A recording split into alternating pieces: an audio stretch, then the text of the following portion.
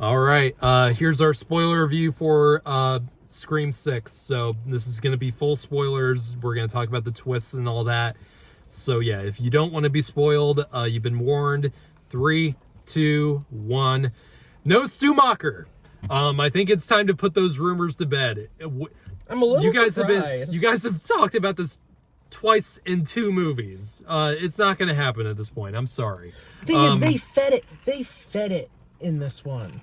They totally did. Because like the train route poster, like they had Stu with the pink circle, while everyone else with that was died. It's barely even noticeable, though. Yes, but the fact that they did it, they were egging people on. Yeah, that was the thing that made me actually think. I mean, this is not like a Tobey Maguire, Andrew Garfield situation where they, like, it was. It's not like Andrew Garfield and Tobey were teased for Homecoming or Far From Home. They were teased for that one movie, and of course they were in it. You guys have been talking about this for 2 movies. It's not going to happen. Just stop. Don't get yourselves too excited. Maybe Scream 7. I mean, he wants to third movies in revival series kind of have a tendency of bringing old characters back. Maybe like the Legacy doesn't. Like Rise of Skywalker brought Palpatine back or something like that. They might do something similar to that. But you do remember that Rian Johnson canonically directed Stab 8, right? Yeah. Oh my God, I forgot about that. Yeah. I wanted to bring that up in the last thing when you kept bringing up Last Jedi. I'm like, you do know that he I did forget about that. I just rewatched like so many of the Scream movies, so a lot of stuff is on the front. I didn't rewatch any of them. I wanted to, just things have been busy.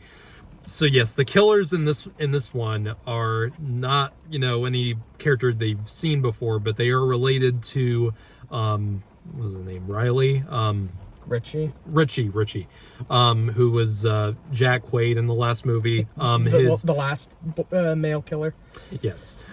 So his family members in New York are grieving for him, and they and we find out in this movie that they collected all these robes and stuff from all the previous Ghostface killers, like the entire shrine, and put it. You see in the trailer, which I think I would have liked to see maybe in this movie and not have seen that in the trailer, but who knows? That would have been really cool. But that was also a draw. Yeah, it was a draw, and I get why they did it. But yeah, that whole old theater is just a giant shrine that this family made, and apparently it turns out that he directed when he was younger.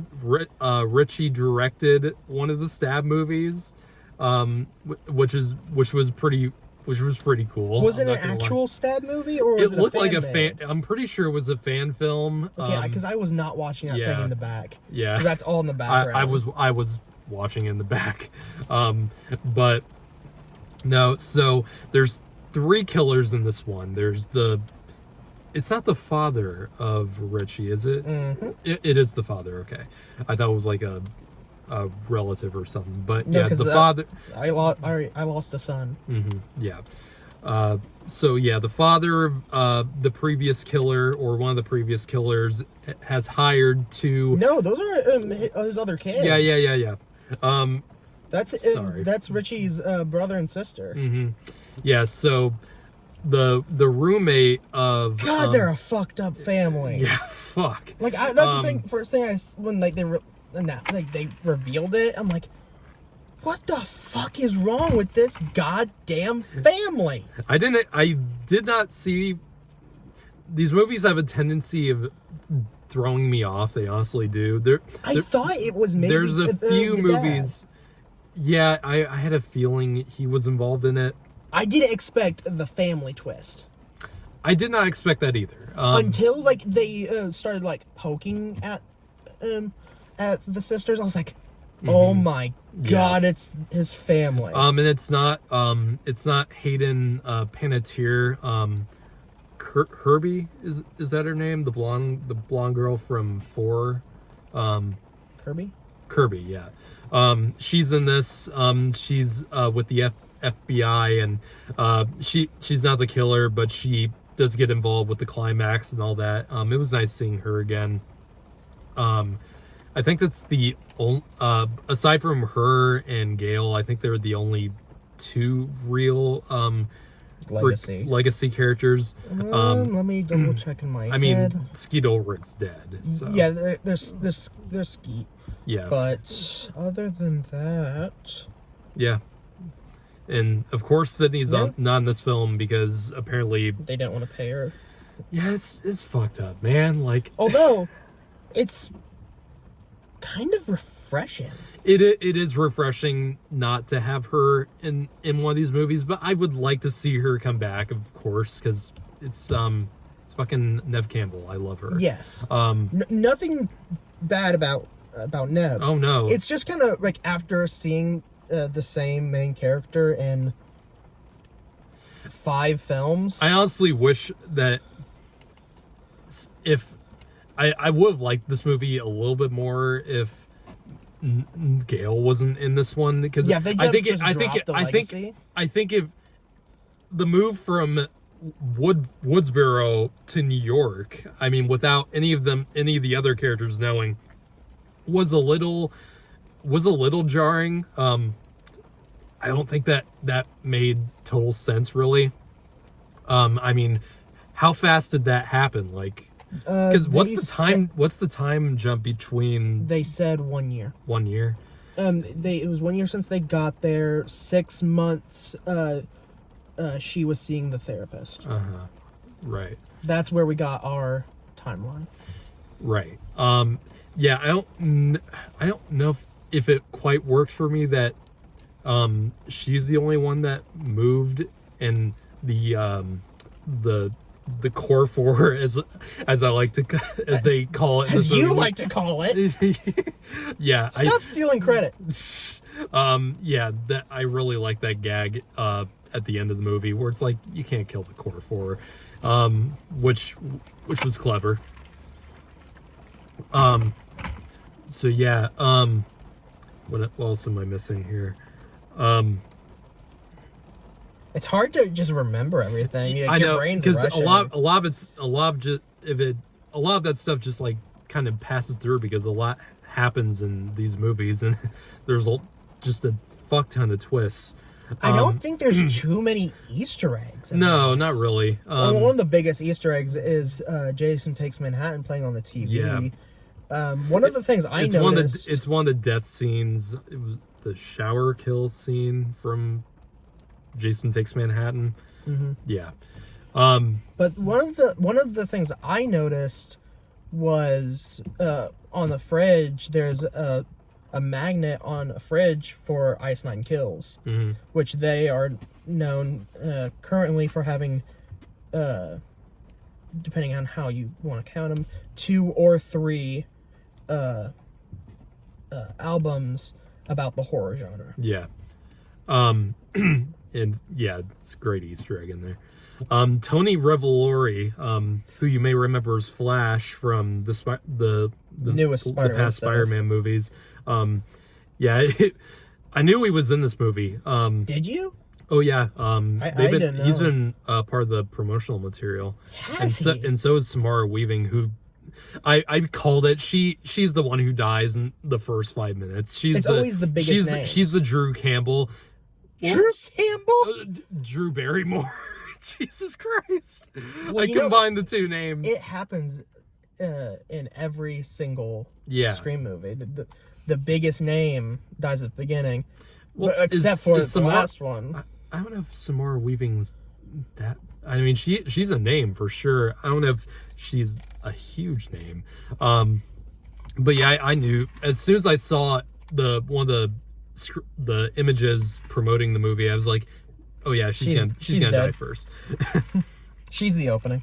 And Tony Revolori kills her, and in a clever way that I really liked about the opening scene was so good. They do a thing where it makes you think it's gonna flash the title like they've always done, where they stab at the screen and then it reveals Scream 6. But no, they keep it on the mask and the blood on the face, and then the killer takes out the mask and it's Tony Revolori, and they keep going. You knew that he was going to die as soon as he took off the mask. Like, okay, so we know who this killer is. Mm-hmm. That means that he's immediately going to die. Mm-hmm. And spoiler alert. And the opening scene keeps going after that, and I think that was a really clever use of that. And they of course do the actual stab at the end, and there's the title drop. Title card. So little differences like that I think make me like a sequel like this a little bit more than the last. I mean, they even mentioned it, like the subversion of expectations. I knew these movies had to address it at one point, and especially in the sequels, the subversion of expectations and all the good and bad things that comes with, The thing is, they handled that very well in this, I believe. Mm-hmm. Yeah.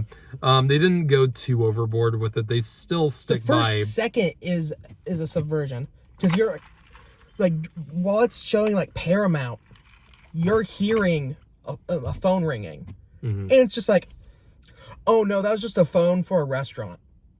Yeah. It's like beautiful.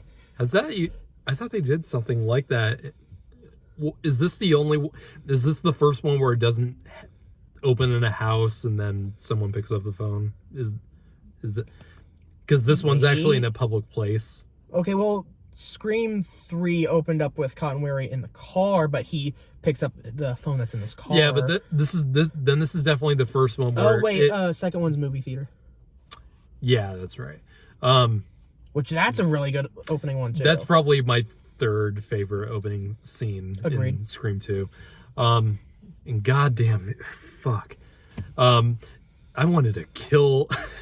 just like in that scene in the first Scary Movie where that annoying woman gets killed in the movie theater by the other theater patrons, and they parody Scream 2 in that opening part, and God, there were some annoying fucking people sitting next to us in this movie. Had two little kids, had to be less than 5 years old. What the fuck were they doing in this movie? Come on, man. Yeah, God damn it. Get a fucking babysitter. Jesus Christ. I hate that shit. Back on the topic at hand. Yeah, dude, you should have been with me when I saw... Because I did see Bodies again. Why? Because I liked it. I liked it. But second, I do regret seeing it the second time because I had one of the worst theater going experiences of my life. Because I put myself watching the kill count. I only watched that because I knew I would like hearing James talk about it. Yeah. But he always makes things sound better than they are.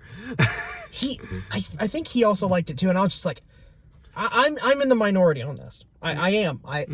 But no. Again, back to the movie at hand. Don't get me started on that fucking movie. If you want to watch we did a video review on it months and months ago when it came out back in August. So if you want to watch our discussion about that, scroll down and you'll see it. But anyway, is there anything else really to talk about with this movie? I think we Ghostface with a shotgun. Yeah, is terrifying. That's awesome. Yeah, everyone was kind of like, okay, that's jumping the shark. I was like, no, that's fucking awesome. I mean, it's not like it's not like Michael Myers spree with it. It's not like Michael Myers or Jason, with a gun or anything like that. I mean, Ghostface is always just a dude, just a person. I mean, that's what kind of makes Ghostface stand out from the other slasher killers. That had to be the dad, right? Yeah, because he would have to. Yeah, he would be the only one who would know how to hold a gun and shoot it properly. I doubt those other two knew how to use a gun. Yeah. That nerdy kid. The nerdy kid, I didn't expect to be the killer. It it was either going to be he was a killer or he was going to be, because they joked about him being one of the first ones to get killed. No, they joked about him being one of the killers because he's the one that's I don't too want to die a virgin. no, the one that's too shy yeah, to that's be what a I'm talking killer. And yeah, same scene, but he's like too shy to be a killer, and boom, he's the killer. They said that. Yeah, did they? Yeah, I forget. It was that same scene. Yeah. Is there anything else? His death. Oh God. They referenced Stu again. He was God killed damn with it. the TV. They keep egging. They're gonna keep egging the Scream fans on with constantly mentioning Stu in this. Like, they even said if you buy into him being dead. He's gonna. You know what? I wouldn't be surprised if he shows up in 7. He was supposed to show up in 3. What was he supposed to do in 3? I think he was supposed to come back. But 3 had a bunch of rewrites. Well, yeah, it certainly felt like it. They even made it part of the script. Has there been another goddamn rewrite? Yeah. No, I didn't hear about that. I've watched a lot of the Dead Meat episodes, man. Yeah, I'm sure he brought that up. He did. That's where most of my information's coming from, secondhand sources, but it's all Dead Meat, so I trust that. But yeah, I do definitely think Scream 7 should not go back to Woodsboro. I don't know what the hell they're gonna do. The only thing I can think of is take it international, like go maybe do a different country or something. Would it still follow the sisters? These it would have homicidal sisters? Yeah. God, I almost can't feel for them anymore. These movies are gonna fall into. I feel like the next movie is gonna riff on Halloween Ends with someone else taking the killer role, like with Corey and Halloween Ends, and people are gonna go and people are gonna lose their shit. They're gonna start killing that's like being the actual killers. Yeah, I'm thinking that too. I mean, we just saw what Halloween Ends did, and they have to if they do something like that, they have to address. They do have to address that people are gonna lose their fucking shit and get mad and storm on Twitter about it. Checking Twitter when Halloween Ends came out was. I hadn't seen fan rage like that since like The Last Jedi. Like it was that fucking overboard. Back to Rian Johnson. God damn. Stabbing. But no. Do the Jaws the Revenge route and take it to the Bahamas. We don't talk about that film. Yeah, the shark followed them to the Bahamas from New York. Have Ghostface. Have the killers in this movie come back from the dead and have them follow them to the Bahamas. That'd be so fucking funny. It wasn't even the same shark. It was just some psychic shark. Yeah. It even come back from the dead.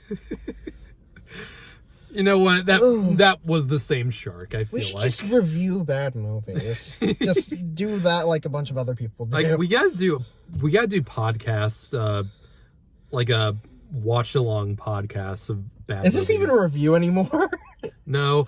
I love going on tangents and these longer reviews. Just a 19-minute tangent so far. All right. I think we've wrapped up our thoughts on Scream 6. Let's see where the next one goes. Holy shit. Where is your bet? Are they staying or are they going? They're going. Where do you think they're going? Bahamas.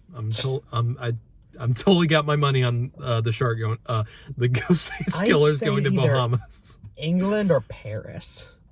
Yeah. If they're going international. Yeah. Because I don't think I can see them going as far as going Japan. Maybe I can see maybe that working, like or Japan or China or something. Yeah. I want to see a kawaii Ghostface. Yes, I do too. Oh, just saying this thing.